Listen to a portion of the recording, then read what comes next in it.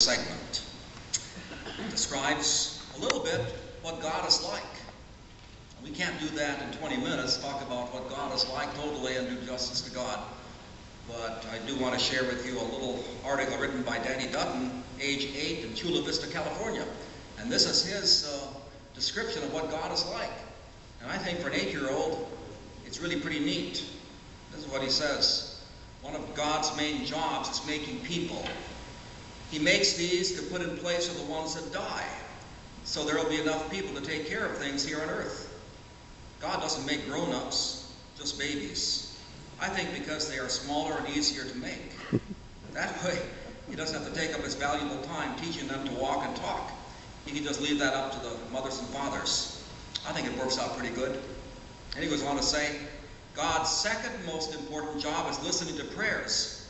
An awful lot of this goes on as some people, like preachers and things, pray other times besides bedtime.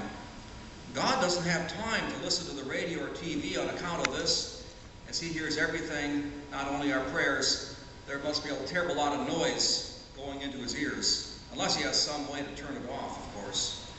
God sees everything and hears everything and is everywhere, which keeps him pretty busy.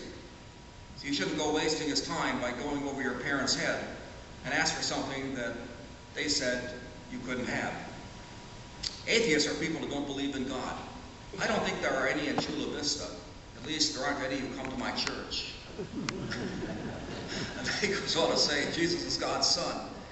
He used to do all the hard work, like walking on water and doing miracles and trying to teach people about God who didn't want to learn. Then finally they got tired of him and preaching to them, and they crucified him. But he was good and kind, like his father, and told his father that they didn't know what they were doing, and to forgive them, and that God would take care of him. Jesus could stay in heaven. And now he helps his dad out by listening to prayers and seeing which things are important for God to take care of. And he goes on to say, if you don't believe in God, besides being an atheist, you'll be very lonely, because your parents can't go everywhere with you, like to camp, but God can. It's good to know he's around when you're scared of the dark, or when you can't swim very good and you get thrown into the deep water by big kids. But you shouldn't just always think of what God can do for you. I figure God put me here, and he can take me back anytime he pleases. And that's why I believe in God. You know, for a kid, that's pretty neat. What is God like? Like Father? Believing God the Father? Almighty. Father. That's what Jesus said God is. When Jesus talked about God, he said, think of him like a father. And when Jesus was age 12, his parents said, what do you do in the temple? He said, I must be about my Father's business. And on the cross, he said, Father, forgive them, they don't know what they're doing.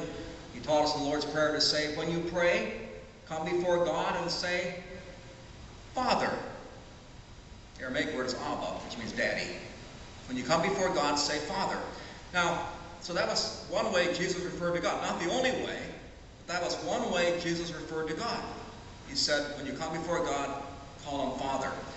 I heard about a mother who found her 5-year-old daughter working and drawing a picture with crayons one day. And the mother said to the girl, she said, what are you drawing? And the little girl said, well, I'm drawing a picture of God. And the mother said, well, nobody knows what God looks like.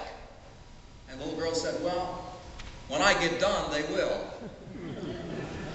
And so down through the centuries, people have used different pictures, including word pictures, to describe what God is like.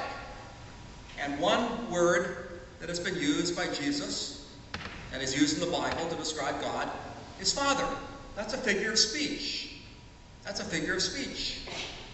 Jesus was saying God is like a father. Does that mean God is masculine? No, absolutely not. God isn't masculine. He's not an old white man. Nothing wrong with being an old white man. Church has a lot of them. All churches do. But God is not, when we call God Father, we're not saying he's masculine or male. God transcends sexual categories. God is not female. God is not feminine. That's a figure of speech. We talk about Father. God is not a Republican. Got Republicans here? He's not a Republican. Got Democrats here? He's not a Democrat.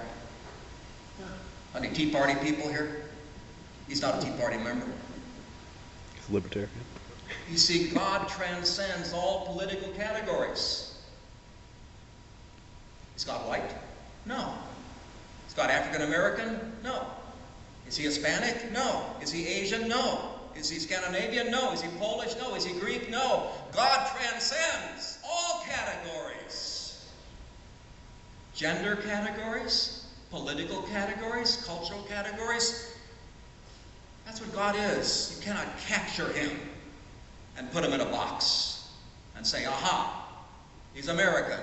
He lives in Washington, D.C. That's his headquarters. No. God transcends all of these categories that we have. Not male. Now, father is a masculine term. Yes. That's a masculine term.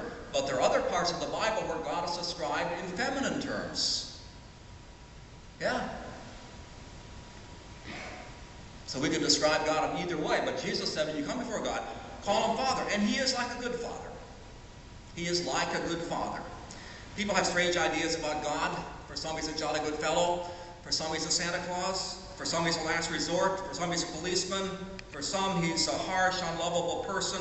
People have, if you stood outside a shopping center and ask people, what do you think God is like? I'll bet you get all sorts of weird descriptions of God. I thought of doing that, but I didn't have the nerve. Do a little survey. What do you think God is like? You get all sorts of ideas. Jesus said, no, God is, when you come before God, think of him as Father. Not that he is a father, but he's like a good father. He's like a good father. He has all the qualities of a good father. And God has all the qualities also of a good mother, by the way. So, I believe in God, the Father, and then we have Almighty. Almighty. That keeps us from getting a very sentimentalized idea of God. Yes, God is personal.